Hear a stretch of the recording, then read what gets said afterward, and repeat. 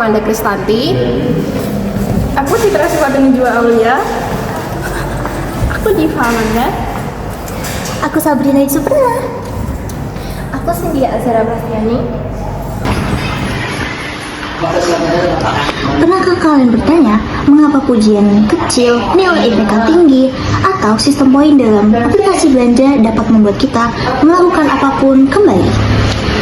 Di dalam video psikoedukasi kali ini, kita akan mengungkapkan rahasia di balik sistem penghargaan dan bagaimana psikologi kita rupanya sudah dijelaskan sedemikian rupa oleh teori perilaku dari Rudolf Friedrich Skinner atau biasa disebut juga dengan Skinner. Di pertengahan abad ke-20, Skinner mulai jenuh terhadap dunia psikologi yang saat itu terlalu sibuk pada pemikiran manusia dan alam bawah sadar manusia, seperti contohnya teori psikoanalisis milik Sigmund Freud. Nah, menurut Skinner sendiri, pemikiran dan emosi adalah sesuatu yang sangat abstrak dan tidak dapat diukur secara ilmiah. Oleh karena itu, Skinner ingin mengubah psikologi menjadi sains yang objektif, yang mana fokus pada sesuatu yang benar-benar dapat diamati. Contohnya seperti perilaku nyata makhluk hidup atau perilaku nyata manusia. Didasari oleh ambisi untuk menciptakan teknologi perilaku yang dapat mengendalikan dan juga memperbaiki kualitas hidup manusia pada saat itu, akhirnya Skinner membuat eksperimen laboratorium yang dinamakan dengan Skinner Box.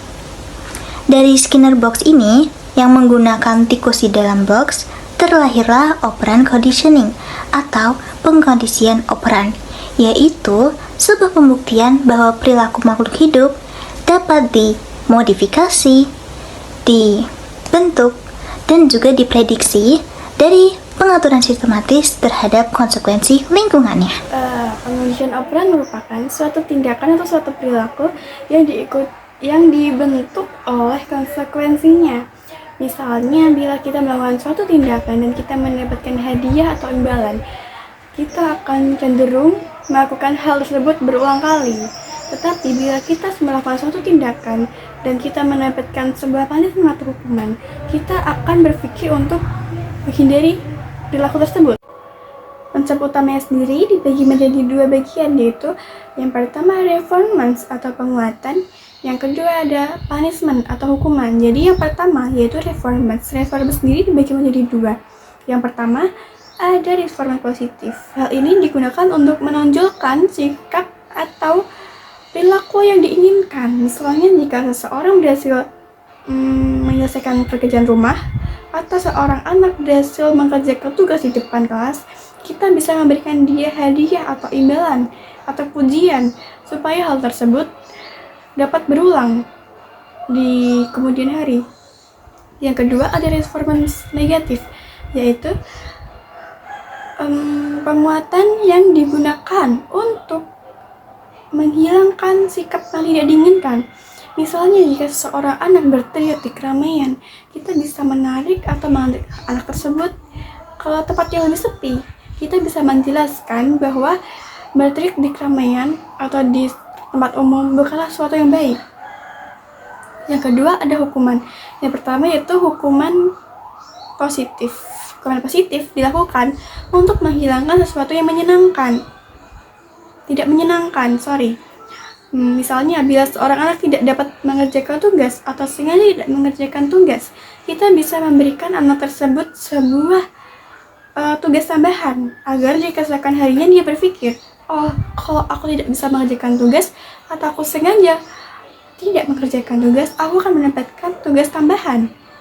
Yang kedua ada hukuman negatif, yaitu menghilangkan hal yang menyenangkan. Misalnya jika seorang anak di rumah tidak belajar tapi lebih memilih untuk memainkan video game, kita bisa mengambil hak bermain video gamenya itu dengan alasan ini waktu belajar bukan untuk bermain game. Jadi istilah positif dan negatif di sini bukan berarti baik atau buruk, melainkan penambahan atau pengurangan sesuatu yang diinginkan dan tidak diinginkan. Selain punishment, ada konsep lain dalam teori Skinner, yaitu reinforcement atau penguatan. Apa sih itu reinforcement dalam teori Skinner? Nah, reinforcement dalam teori Skinner sendiri itu adalah konsekuensi yang diberikan kepada seseorang untuk meningkatkan kemungkinan suatu perilaku itu untuk diulangi atau muncul kembali. Inilah alasan mengapa hal-hal seperti pujian kecil, sistem poin, hadiah, dan like di media sosial bisa membuat seseorang terus mengulangi perilaku tertentu. Skinner menjelaskan bahwa manusia cenderung mengulangi suatu tindakan atau perilaku yang memberikan hasil menyenangkan atau menghilangkan hal yang membuat mereka tuh tidak nyaman. Karena itu, reinforcement sendiri menjadi dasar terbentuknya banyak perilaku atau suatu perilaku dalam kehidupan sehari-hari. Misalnya nih, mulai dari pola belajar, perilaku di lingkungan sekitar, sampai ke penggunaan di media sosial atau apps di kita. Skinner dalam teorinya membagi reinforcement menjadi dua jenis, yaitu reinforcement positif dan negatif. Nah, positive reinforcement itu terjadi karena seseorang mendapatkan hal yang menyenangkan setelah melakukan suatu perilaku. Jadi orang tersebut itu bakal cenderung ngulangin perilaku itu lagi secara terus-menerus. Hal menyenangkan yang seseorang itu dapatkan bisa berupa pujian, hadiah, nilai bagus, bonus, atau bahkan perhatian dari orang lain atau orang terpenting baginya. Sebagai contoh, misalnya Anda seorang siswa yang rajin belajar, kemudian dia mendapatkan nilai yang tinggi dan dipuji oleh gurunya atau teman-temannya. Nah, karena merasa senang dan dihargai, dia jadi lebih semangat lagi belajar supaya dia tuh bisa mendapatkan nilai yang lebih tinggi dari nilai yang ia dapatkan saat ini. Contoh lainnya itu ada yang sering terjadi di media sosial. Biasanya seseorang ketika mendapatkan banyak likes dan banyak komentar positif, itu dia cenderung akan ingin untuk mengupload lagi dan lagi video-video baru atau foto-foto baru karena dia merasa senang dan merasa diperhatikan oleh orang-orang. Sedangkan reinforcement negatif itu terjadi ketika seseorang melakukan suatu perilaku atau suatu hal supaya hal yang tidak menyenangkan itu bisa hilang atau berhenti. Walaupun ada kata negatif di sini bukan berarti buruk ya.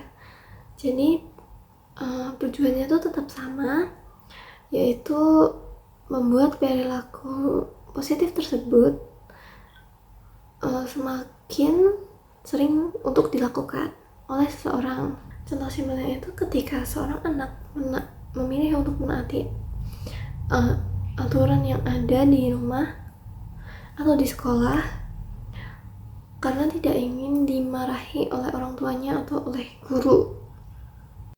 Karena omelan atau penegasan dari orang tua atau guru anak tersebut mulai berhenti, anak tersebut lama-lama akan terbiasa untuk menaati peraturan. Contoh lainnya itu ada ketika seseorang memasang alarm pengingat agar dia itu tidak cemas karena lupa mengerjakan tugas atau ada tugas yang terlewat. Karena hal tersebut membuatnya menjadi lebih tenang, dia terus memakai alarm tersebut sebagai pengingat untuk mengerjakan tugas. Melalui reinforcement Skinner menunjukkan bahwa sebenarnya perilaku manusia itu bisa dibentuk secara perlahan oleh lingkungan di sekitarnya. Sistem reward yang sering kita temui saat-saat ini itu contohnya seperti poin belanja, peringkat tinggi dalam game atau kelas, atau juga notifikasi media sosial yang juga menjadi contoh nyata. Prinsip reinforcement masih digunakan untuk mempengaruhi perilaku manusia sampai saat ini. Punishment atau hukum dalam operant conditioning Skinner selain reward, yaitu Skinner juga menjelaskan punishment sebagai konsekuensi untuk mengurangi perilaku yang tidak diinginkan. Punishment diberikan setelah seseorang melakukan tindakan tertentu sehingga perilaku tersebut cenderung tidak diulangi. Contohnya seperti teguran karena melanggar aturan, penyitaan ponsel, atau pembatasan akun media sosial akibat pelanggaran. Skinner membagi punishment menjadi dua, yaitu punishment positif dengan memberikan konsekuensi yang tidak menyenangkan dan punishment negatif dengan mengambil sesuatu yang menyenangkan dari individu tersebut. Nah, jadi dari keseluruhan penjelasan tadi dapat kita tarik kesimpulan bahwa perilaku sehari-hari kita mulai dari hal-hal kecil sampai kebiasaan untuk menaati peraturan ternyata dipengaruhi oleh lingkungan dan konsekuensi yang kita terima. Melalui teori pengkondisian operan, Skinner membuktikan bahwa perilaku manusia dapat dibentuk dan dimodifikasi dengan dua cara, yaitu yang pertama penguatan atau reinforcement yang bertujuan untuk meningkatkan perilaku positif dapat dilakukan dengan dua cara, yaitu reinforcement positif dan reinforcement negatif. Dan yang kedua yaitu punishment atau hukuman yang bertujuan untuk menghilangkan perilaku yang tidak diinginkan, dapat dilakukan dengan dua cara, yaitu punishment positif dan punishment negatif. Dengan memahami teori ini, kita jadi sadar bahwa kita mempunyai kendali untuk membentuk kebiasaan-kebiasaan dalam hidup kita maupun membantu orang lain untuk berkembang ke arah yang lebih positif. Sekian video psikoedukasi dari kami. Semoga video ini dapat bermanfaat. Terima kasih dan sampai jumpa.